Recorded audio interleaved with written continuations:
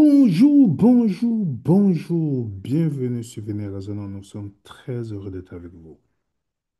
Dans la deuxième partie de Daniel chapitre 8, nous sommes dans la deuxième partie parce qu'on a une troisième partie sur la date. Est-ce que ça commence à 457, par exemple? Dans cette deuxième partie, nous allons aborder la question qui est réellement la petite corne?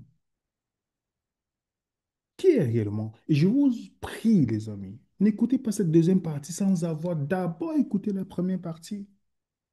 C'est très important. Bon, pour ceux qui vont cliquer, je vous prie, regardez d'abord la première partie. OK? Alors, quelle est la petite corne? Il existe une opinion quasi unanime parmi les biblistes de toute confession, juifs chrétiens, même parmi quelques éminents adventistes, qui reconnaissent que la petite corne de Daniel chapitre 8 n'est pas la papauté, mais représente Antioche Épiphane.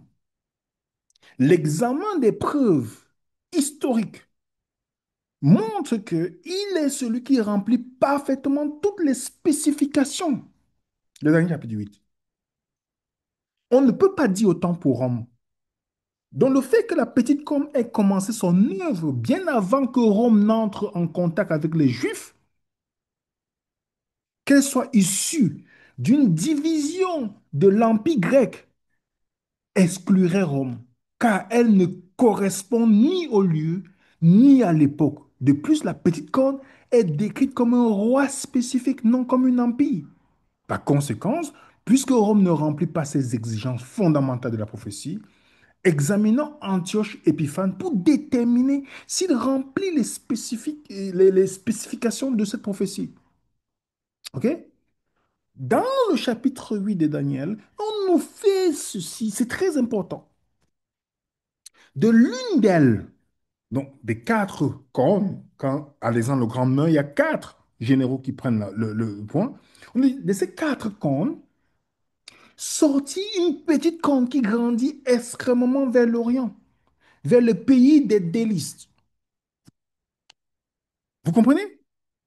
Selon Daniel 8, 9, la corne attaque. Nous allons voir.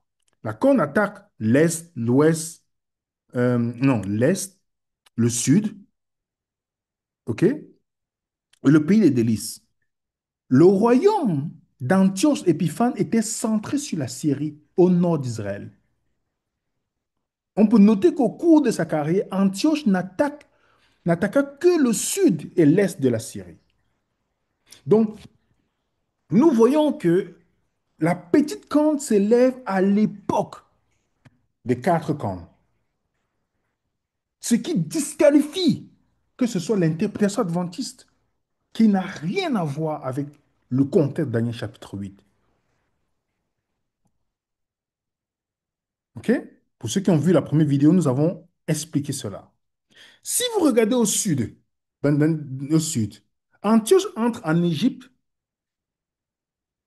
et combattit Ptolémée, son roi, et prit de nombreuses villes, assiégea Alexandrie. Il aura probablement soumis tout le pays si les Romains ne l'avaient retenu en lui envoyant leur ambassadeur Popilus, qui l'obligea à abandonner et à partir. Les campagnes militaires d'Antioche contre l'Égypte sont décrites dans le livre de Maccabée. Je vous dis, il est très intéressant de lire Maccabée pour comprendre que c'est un livre historique, Maccabée.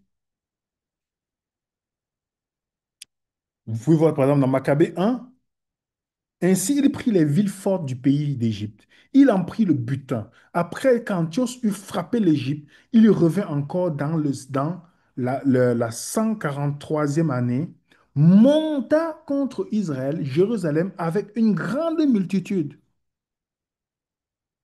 À l'est, vers l'Arménie, la Perse, les anthropathies de Mède et les pays au-delà de l'Euphrate qu'il rendit tributaires.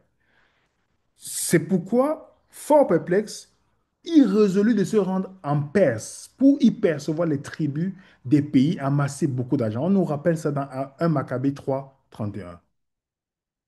Dans 1 Maccabée 6, 1 à 2, à cette époque, le roi Antioche voyageait vers les hautes terres, entendit dire que Élimaïs en Perse, était une ville très renommée pour ses richesses, son argent et son or. Et qu'il y avait un temple très riche contenant des couvertures d'or, des cuirasses, des boucliers d'Alexandre, fils de Philippe, roi de Macédonie, qui régna le premier sur les Grecs et y avait laissé. Alors, on sait que Alexandre, Antioche, la petite corne, a attaqué le sud, l'est, comme je vous ai dit, et le pays des délices.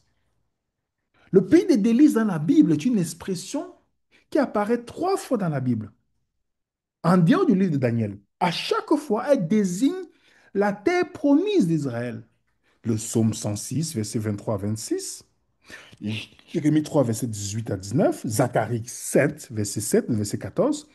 Antioche attaqua la terre d'Israël et tuant des dizaines de milliers de Juifs dans le but d'éradiquer le judaïsme. C'est historiquement prouvé. La sphère d'action d'Antioche se situait précisément dans les trois régions mentionnées dans Daniel. Ce n'est pas le cas de Rome. Nombre de plus grandes conquêtes se sont déroulées au nord, à l'ouest de Rome. Rome a conquis les vastes régions du nord de l'ouest de l'Europe, aujourd'hui occupées par l'Angleterre, la France, l'Égypte, excusez-moi, la Belgique, le Pays-Bas, la Suisse, l'Autriche, l'Espagne, le Portugal. Elle a également conquis le nord-ouest. L'Afrique, aujourd'hui occupée par le Maroc, l'Algérie, la Tunisie. Rome était incontestablement une puissance qui s'est considérablement étendue au nord et à l'ouest. Par conséquent, Rome ne correspond pas aux spécifications de cette prophétie. Donc, toute tentative de vouloir dire que c'est Rome ou c'est l'Église catholique romaine, ça c'est juste biaisé. Personne, aucun érudit sérieux ne dira ça, sauf quelqu'un qui est endoctriné, qui va vouloir s'attacher à sa doctrine. Mais historiquement, bibliquement, ça ne, on ne peut pas s'appuyer là-dessus. Quand on lit le verset 9 à 10, on nous dit bien, de l'une d'elles sortit une petite côte, donc des quatre sortit la petite côte qui s'agrandit beaucoup vers le midi, le sud, vers l'Orient, vers le sud, le beau pays, dont le pays des délices. Elle s'éleva jusqu'à l'armée des cieux et fit tomber à terre une partie de cette armée et les étoiles et les foulards. Donc, quand quelqu'un voit le mot armée des cieux, ce verset ne parle pas des êtres célestes. Car aucun empire, pas même Rome, n'a chassé d'êtres célestes. Demandez à un adventiste qui vous dit ça. Vous lui demandez, montrez-moi si comment Rome a chassé les empires, des êtres célestes. Rien. C'est quoi quand on dit jusqu'à s'attaquer à l'armée des cieux? Les fils de Jacob dans la Bible étaient appelés comment? Les étoiles.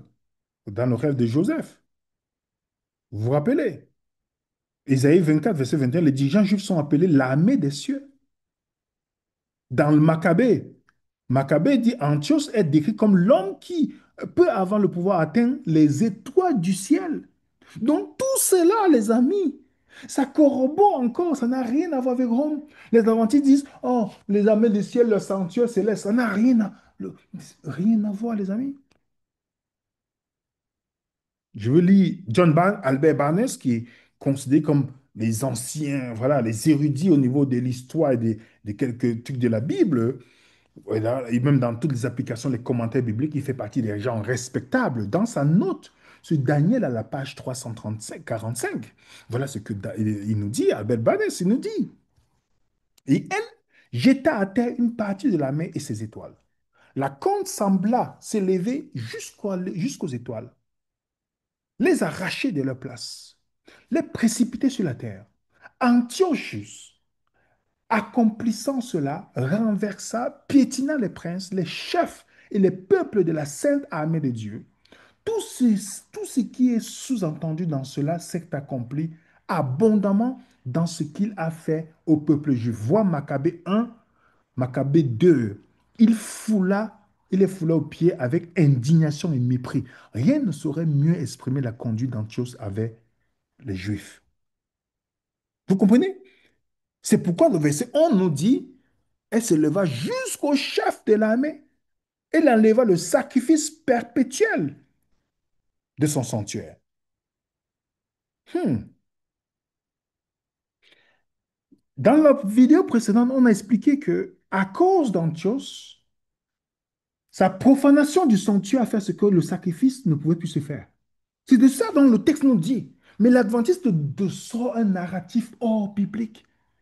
Il faut vraiment être amnésique ou dans un état d'Alzheimer pour accepter cela. Pourtant, on sait que historiquement et bibliquement, c'est prouvé. Dans The House of Celsius, qui est un livre que je recommande à toute personne, Edwin nous dit à la page 154. De plus, Antiochus s'est élevé au sens figuré au rang de prince suprême de l'armée. Dieu lui-même, son surnom Théos Antiochus, le présentait comme, comme une splendeur du divin sous forme humaine, un Dieu incarné. On sait que Antiochus a lancé une attaque féroce. Son but était d'éradiquer le judaïsme contre le sanctuaire juif. C'est de ça quand on dit qu'il a enlevé le... Comprenez bien, moi je ne comprenais pas ça avant parce que c'était dans l'interprétation erronée. Mais quand j'ai vérifié dans l'histoire, je dis, mais c'est exactement ça. Il voulait éradiquer. Il interdit le sacrifice quotidien de l'agneau et profanant le sanctuaire. C'est exactement le livre de Maccabée nous décrit comment le sacrifice fut supprimé et le sanctuaire fut dévasté. On va lire par exemple le Maccabée. Dans son arrogance, il entra dans le sanctuaire et prit l'autel, le chandelier et tous les ustensiles. Ça, ce n'était pas permis de le faire. C'était une manière de créer de dévaster le sanctuaire. On peut encore lire dans le Maccabée, il répandit le sang innocent tout autour du sanctuaire. Il profanait le sanctuaire lui-même. Son sanctuaire devint un désert désolé. L'objectif d'Antiochus était de détruire la religion juive, obliger tout le peuple de la Palestine à s'unir et adorer sa religion païenne sous peine de mort. Dans le livre de Maccabée, le chapitre 1, alors le roi écrivit à tout son royaume qu'ils devaient tous devenir un seul peuple, que chacun devrait abandonner ses pratiques particulières et faire cesser les holocaustes, les sacrifices, les libations dans le sanctuaire. Comprenez? C'est pourquoi on nous dit, dans le verset 12, l'armée fut livrée avec le sacrifice perpétuel. À cause du péché, la conne jeta la vérité par terre et réussit dans ses entreprises. The House of Celsius de Edwin Robert Bevan qui nous dit, la Bible dit que ces calamités s'abattent sur les Juifs à cause de leur transition. Autrement dit, ce sont les péchés des Juifs qui les ont eux-mêmes infligés. Ce sont eux qui ont pris l'initiative d'helléniser le Jérusalem. Une délégation de dirigeants juifs vint trouver Antiochus peu après sa prise de pouvoir pour lui demander la permission de transformer Jérusalem en Antioche et diriger le symbole essentiel d'une cité hellénique. Le gymnase, plus tard après qu'Antioche eut installé son propre prêtre, son grand prêtre, le gymnase fut construit et accueillit bientôt une foule de jeunes prêtres aspirant à l'idéal hellénique de force et de beauté. Vous voyez, il nous rappelle ce qui est arrivé dans l'histoire. Dans le verset Daniel 8, le verset 12 à 14, on dit, et une armée lui sera livrée avec l'holocauste perpétuel à cause de la transaction.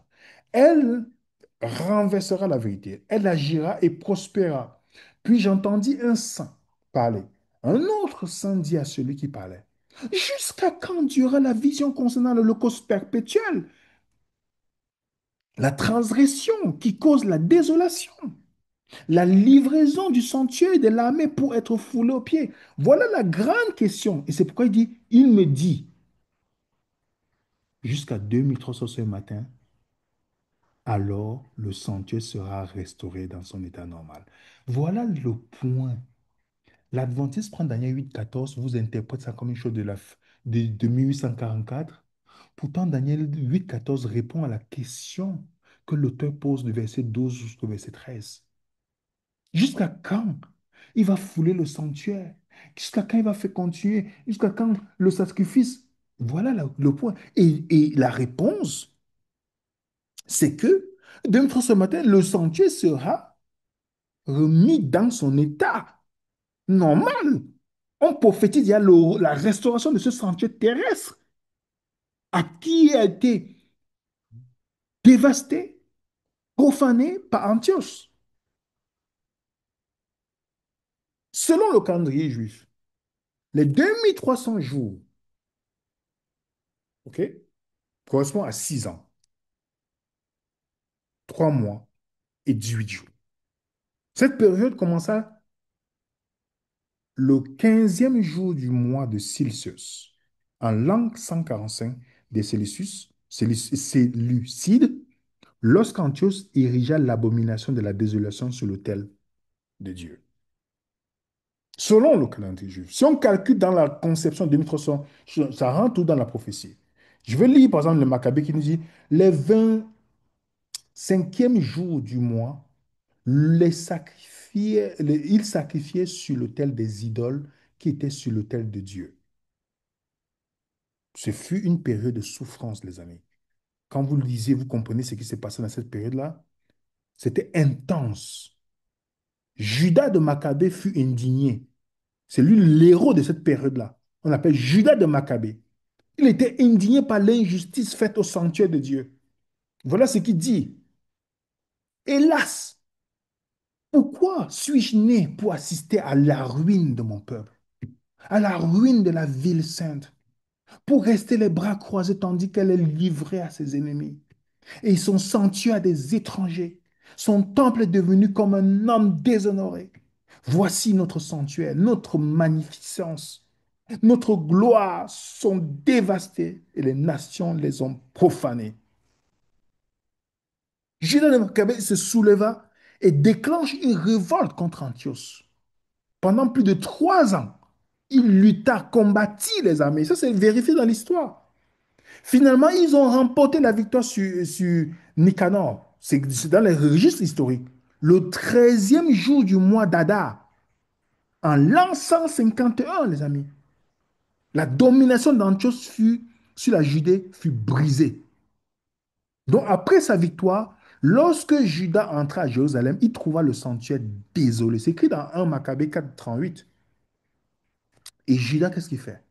Il ordonna immédiatement que le sanctuaire soit reconstruit et purifié afin qu'il puisse à nouveau servir au service sacré. C'est écrit dans 1 Maccabée chapitre 4. Vous pouvez lire à partir du verset 41, je pense, jusqu'au 51. Les Juifs commémorent jusqu'aujourd'hui le triomphe de Judas par une fête annuelle appelée la fête des dédicaces qu'on appelle Hanouka. Le même Jésus a honoré cette fête-là. Vous n'avez pas remarqué que vers décembre, comme ça, là où un endroit, il y a la fête des Juifs, ils font l'Hanouka. Moi, je n'avais jamais prêté l'attention là-dessus. Mais en fait, justement, vous tapez pourquoi? Tapez seulement par curiosité intellectuelle. Vous tapez pourquoi la fête d'Hanouka? Vous allez voir que c'est tout ce que je vous ai dit là. Je vous résume en fait ce que la Bible avait. Vous tapez seulement par curiosité intellectuelle. Vous dites, d'où vient la fête d'Hanouka que les Juifs fêtent aujourd'hui? Que Jésus lui-même a fêté. Ce qu'on appelle la fête de dédicace. Est-ce que vous savez que Jésus a fêté ça? Parce que c'est une fête qui était ajoutée. Ça détruit encore l'argument qu'on est dans le Yom Kippur prôné par l'adventisme. Je reviendrai là-dessus quand j'évoquerai les fêtes juives. Vous comprenez? Jésus a célébré la fête de dédicace qu'on appelle Hanouka. C'est reporté dans Jean 10:22. Et ça, c'est un gros problème pour l'adventisme. Il ne parle jamais de cette fête-là parce que si tu comprends cette fête, tu comprends clairement l'arnaque de leur interprétation prophétique. J'ai mis quelques recherches pour vous.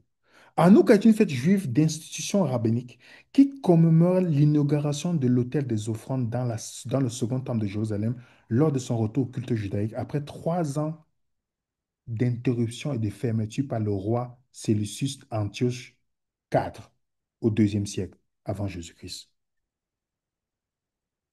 Juste quelques recherches. Vous tapez, vous allez voir. National Geographic, les origines d'Hanouka, la fête juive des Lumières. Vous pouvez faire les vérifications. On nous dit En 175 avant notre ère, le roi Séleucus d'Antioche IV, Épiphane, monta sur le trône et essaya de forcer les Judéens, donc la Juda, à s'intégrer. Les Séleucides s'emparaient du temple de Jérusalem, le profanaient en érigeant en son sein un autel pour le dieu grec Zeus. Antiochos interdit la religion juive et rendit obligatoire les cultes religieux des dieux grecs. D'après certains spécialistes, le roi pensait qu'une seule religion pourrait initier son empire divisé, mais les méthodes brutales qu'il employait allaient à la rencontre de l'intention. On continue, on nous dit, horrifié par la désacralisation du temple, par la cruauté dont était victime le peuple juif, le prêtre Mattathias et ses fils se rebellèrent. À la mort de Mattathias en 166, avant notre ère, le fils de ce dernier, Judas Maccabée, remplaça son père dans la lutte et conduisit le peuple juif à de nombreuses victoires face aux Séleucides. En moins 164, Judas regagna Jérusalem. Il restaura le temple. Vous comprenez? Le purifia, le dédia à nouveau à la religion juive. La révolte des Maccabées, telle qu'elle fut connue par la suite, se poursuivit. Les Séleucides finirent par être chassés de Judée en 160. Le mot Hanouka signifie dévouement. Cette célébration commémore le miracle de la lumière survenu lorsque Judas dédia de nouveau le temple au dieu hébreu. D'après le Talmud, un des textes sacrés du judaïsme, les Séleucides n'avaient laissé intacte qu'une seule fiole d'huile, une quantité suffisante pour allumer le candélabre du temple le temps d'une journée, mais ce dernier brûla pendant 8 jours, ce qui laissa suffisamment de temps aux Judéens victorieux pour se procurer de l'huile. Ce miracle est devenu le fondement d'une fête adorée créée pour remercier Dieu et célébrer la victoire de la lumière sur les ténèbres. Les amis, on est en train de résumer ce que la Bible dit là. Ça, c'est le National Geographic. Le temple est profané, il est purifié. Daniel 8 est déjà passé, les amis, confirmé par l'histoire. Le sentier était purifié par Judas de Maccabée lorsqu'il a purifié les lieux saints parce qu'il y avait les sacrifices d'abomination qui étaient faits dans le temple. Est-ce que vous voyez vous regardez les milliers de personnes qui n'ont jamais fait leur recherche et qui ne lisent même pas verset par verset. Comment ils arrivent à Rome? Comment ils arrivent à Rome? Comment moi j'ai cru à ça? Parce on ne lisait pas, on n'étudiait pas verset par verset pour comprendre et le cadrer dans le point historique. Non. On sort directement, on commence à construire une doctrine. Judas, dans Maccabée, on dit, alors Judas désignait les hommes pour combattre ceux qui étaient dans la forteresse jusqu'à ce qu'il eût purifié le sanctuaire. Ceux qui purifiaient le sanctuaire. Remarquez bien, c'est exactement la vision d'un trou ce matin et le sanctuaire sera purifié. C'était fait par Judas de Maccabée. La petite corne, c'est elle qui profane le sanctuaire. L'Adventiste dit que non, c'est le peuple qui profane. La Bible ne parle pas, dans Daniel 8, ne parle pas du peuple ici. La petite corne. Vous voyez comment on est dans une dissonance cognitive. C'est pourquoi, quand on lit le contexte, je vais encore relire parce qu'il est fondamental, c'est très important. Il dit, une année, lui, sera livré. Avec l'holocauste perpétuel, dans le sacrifice perpétuel. À cause de la transaction, elle renversera la vérité. Elle agira et prospéra. Puis j'entendis un saint parler. Un autre saint dit à celui qui parlait, jusqu'à quand va durer la vision concernant l'holocauste perpétuel et la transgression qui cause la désolation, la livraison du sanctuaire de l'armée céleste pour être, de l'armée pour être foulé aux pieds? Jusqu'à quand? Voilà la grande question ici. Mais l'Adventiste sort le dernier 8-14 sans comprendre le contexte, les amis. Il pose la question, jusqu'à quand va rester que la petite corne dont Antiche continue à faire cela? Jusqu'à quand? Il me répondit, dans 2300 un matin, le sentier sera mis dans son état normal. Alors les amis, est-ce que c'est là arrivé? Les événements chronologiques montrent que c'est Antioche Épiphane. Antioche. Comprenez, les amis? La chronologie d'Antiochus s'accorde bien mieux avec la prophétie que celle de Rome. De quoi le sanctuaire est-il purifié ou justifié? Le sanctuaire est justifié après avoir foulé aux pieds, renversé par l'abomination et la désolation. L'abomination de la désolation atteint son apogée jusqu'à Antioche Épiphane, lorsqu'il a profané le temple, fait les sacrifices, toutes ces choses à ses dieux. Même l'historien, l'érudit, l'historien contemporain, Flavius Joseph, voilà ce qu'il nous dit. Quand il arriva que le temple fut dévasté par Antiochus, cela dura 3 ans.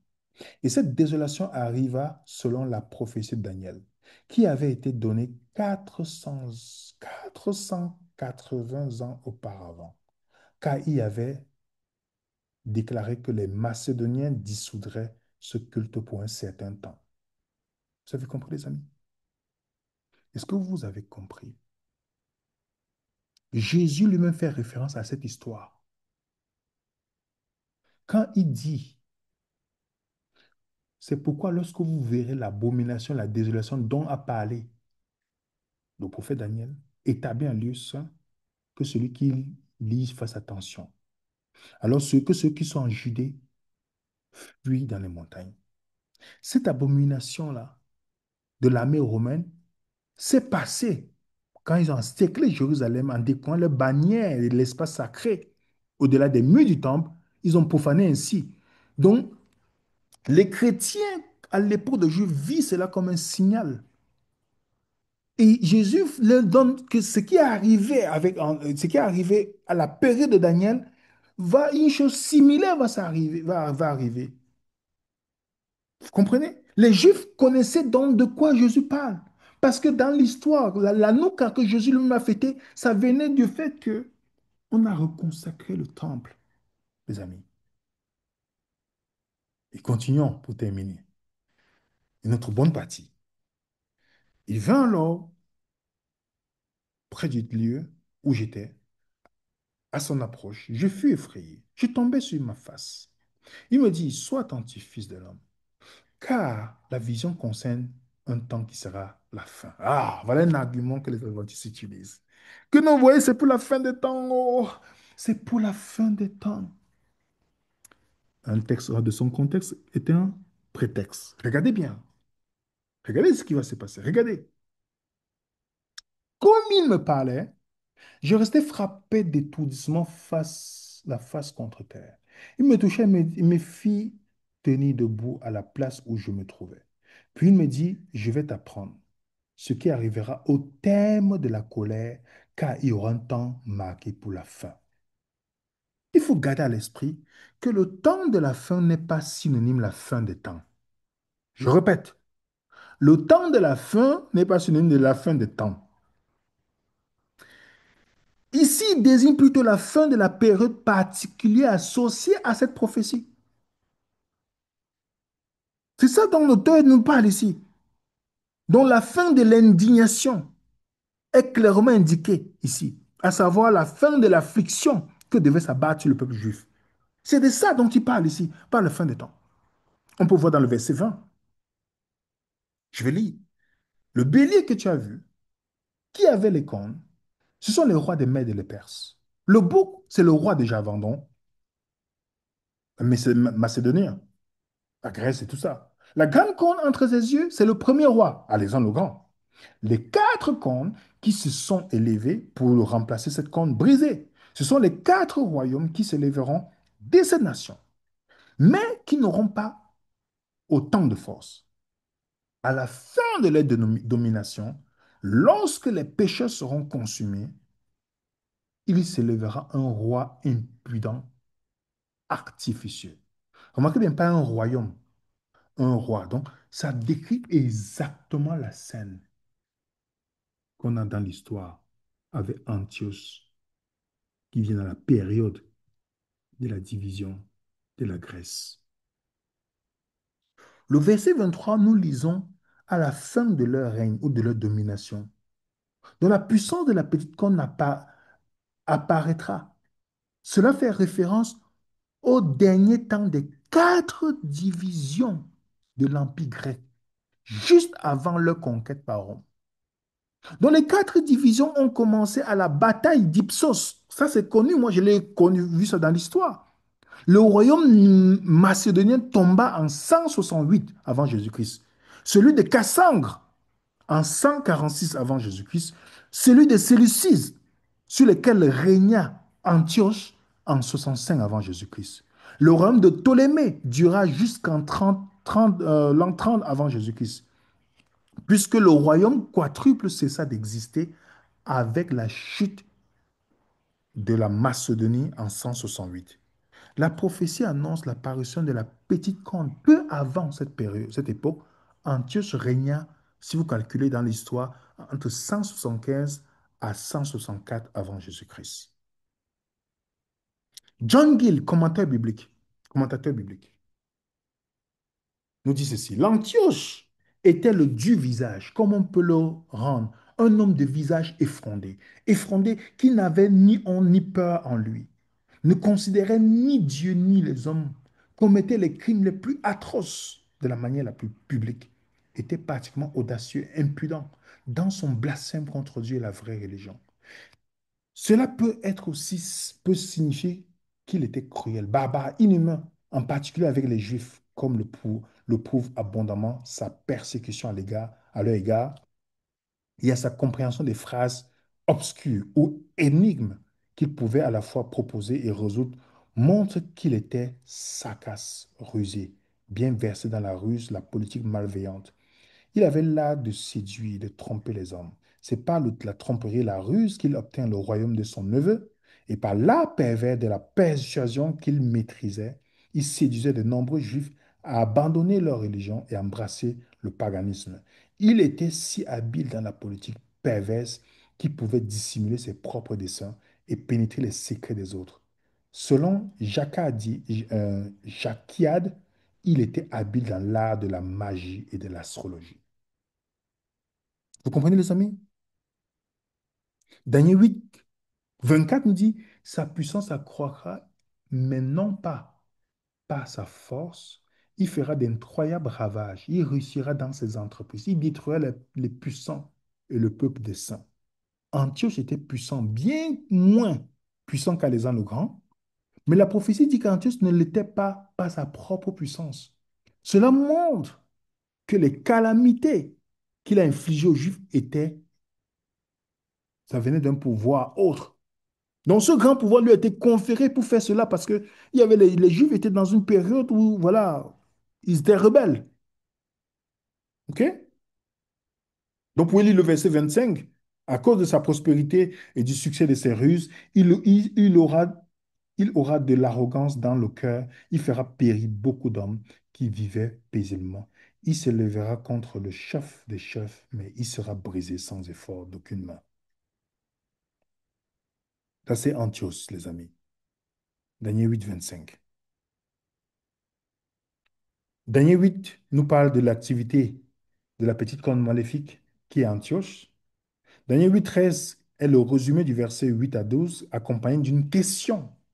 Daniel 8, 14 répond à la question posée. Nous concluons que Daniel 8, 14 a bien un contexte, les amis.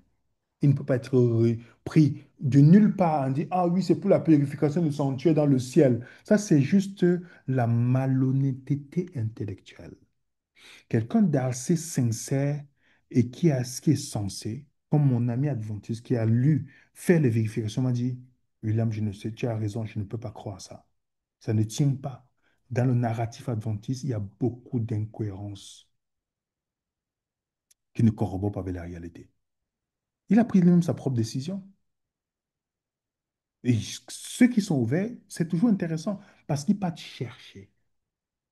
Que vous soyez évangélique qui écoutez cette vidéo, vous devez faire vos recherches. Parce que c'est une prophétie qui est accomplie, qui s'est accomplie, qui prouve encore que Dieu est puissant. Jean Calvin comprenait, Daniel 8, que c'était dans l'ère antique. que c'était accompli. Vous avez Martin Luther qui a déclaré le chapitre de Daniel fait référence à la fois à Antioche et l'Antichrist. Bon, vous avez, il avait la vision futuriste aussi, mais il reconnaît que Antioche. Vous avez l'Expositor Bible Commentary qui remonte ça, que cette prophétie est déjà accomplie. Je vous donne ici plusieurs références de toutes les personnes érudites qui savaient très bien que ça s'applique à Antioche. Tout le monde le savait. Voilà toutes les références. Maintenant, celui qui veut croire quelque chose, il est libre. Conclusion, les amis. Même l'érudit adventiste, Godfrey Raymond Forrest, qui est mort en 2003, il reconnaît lui-même qu'il y a un problème dans l'interprétation de l'adventiste. Le comté Daniel 8 attribue la profanation du sanctuaire à la petite corne. L'interprétation adventiste du septième jour, elle l'attribue au transfert des péchés confessés au sanctuaire céleste par le ministère sacerdotal du Christ. Prétendre que l'interprétation adventiste du septième jour lit Daniel 8 dans son contexte reviendra à identifier la petite corne au Christ. Autrement dit, nous ne pouvons pas avoir à la fois le contexte et l'interprétation adventiste de la Bible elle-même. Vous voyez, il est évident que la doctrine adventiste, purification sanctuaire et le jugement investigatif, ce n'est pas soutenu. Même Jésus ne l'a pas enseigné. Personne ne l'a enseigné dans le Nouveau Testament. Ce n'est pas soutenu par aucun érudit, sauf dans la vision de leur prophétesse. Et c'est pourquoi la prophétesse disait que c'est le passage qui est la fondation du pilier de l'Adventiste. Comme l'Adventiste est basé sur le pilier de William Miller, qui est une fausse interprétation, Miller qui a prédit des choses, l'Adventiste s'est basé sur ça. Elle se base encore sur un faux texte qui est hors contexte. Voilà. Voilà le pilier de la foi adventiste. Après examen de deux vidéos, si vous êtes sincère, on a une troisième vidéo. On va encore entrer dans 467, tous ces points, 457. Est-ce que ça commence à 457? On va venir là-dessus. Mais regardez le pilier d'une religion. Et que vous et moi, nous constatons que ça ne tient que sur le mensonge. Le contexte n'est pas respecté, rien du tout. Pourtant, cette prophétie est déjà accomplie. Mais l'Adventiste a pris cela pour dire, le temps de la fin dont il parle, c'est la fin des temps. Vous voyez, si vous êtes honnête, vous savez que ce n'est pas la vérité. Ce n'est pas la vérité, malheureusement. L'Adventiste a un problème. Il ne connaît pas c'est quoi la nouvelle alliance. Il a que l'interprétation de la conception adventiste. Je challenge quiconque adventiste qui suit cette vidéo. Si tu veux faire un débat sur la nouvelle alliance, tu nous contactes. Si tu es vraiment solide, on ne veut pas des gens qui... Vous nous montrez, on a tous nos points. Sur ceux qui veulent, pour accepter le débat, vous devez nous détailler. Parce qu'on veut plus, on a accepté quelques gens qui, les rigolos là, qui sont venus nous perdre du temps pour rien. On veut vraiment quelque chose de quelqu'un qui a des arguments. La nouvelle alliance, le sanctuaire, le Jésus adventiste, on a démontré qu'il n'est pas biblique. Parce que vous pouvez regarder notre chaîne. Regardez un peu la fondation d'une foi. Elle n'est pas biblique. Daniel 8, 14. Vous voyez que l'adventiste est totalement dans un narratif qui n'est pas du tout biblique, les amis. Et je peux vous montrer comme ça, doctrine après doctrine. Même la Trinité adventiste n'est pas celle qu'on met dans la Bible. J'ai déjà montré ça. Vous connaîtrez la vérité vous allez libérer. Seulement ceux qui veulent aller faire leurs recherches, qui ne vont pas dire, bon, je n'aime pas cette personne qui parle. Dans tous les cas, ça ne me dérange pas. Parce que, comme je dis aux gens, moi, je ne suis pas là pour chercher la popularité. Et je ne suis pas, vous ne voyez pas, vous ne voyez plus, vous ne nous voyez plus sur les caméras parce que ça ne m'intéresse pas du tout. Je laisse ces prédicateurs, ceux qui ont travaillé avec nous, qui cherchaient toujours être devant. Vous voyez, ils veulent toujours être en costume. Tout ça, on les laisse, ça c'est ceux. Nous, ça ne nous intéresse pas. Ce qui nous intéresse, c'est la parole de Dieu. Donc, on ne s'attarde pas sur les petites choses. Oui, il est comme non. Si vous êtes quelqu'un qui cherche la vérité, vous n'allez pas vous attarder sur les on-dit ou sur parce que vous n'aimez pas telle personne. Déjà, si vous êtes chrétien, vous ne pouvez pas avoir cette posture. Vous allez aller vérifier. Si moi je sais que quelqu'un a un médicament pour me soigner d'une maladie, peu importe qui l'est, j'irai parce que c'est la vérité. Et je vous dis, c'est parce que je me suis permis de pouvoir aussi me poser, de me remettre en question. J'ai pu serrer le cœur pour écouter ceux qui avaient des arguments solides, bien que je pouvais décider que je ne veux pas les écouter parce qu'on m'avait dit des choses. Ah, n'écoutez pas telle personne. Vous comprenez? Mais j'ai fait cette démarche. Et c'est quand on cherche la vérité de tout son cœur, quand on cherche la vérité.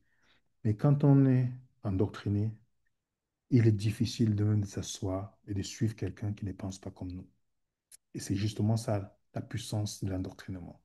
Ça fait des vrais suiveurs et non des vrais croyants qui peuvent s'asseoir et se remettre en question ou examiner une chose d'une manière objective.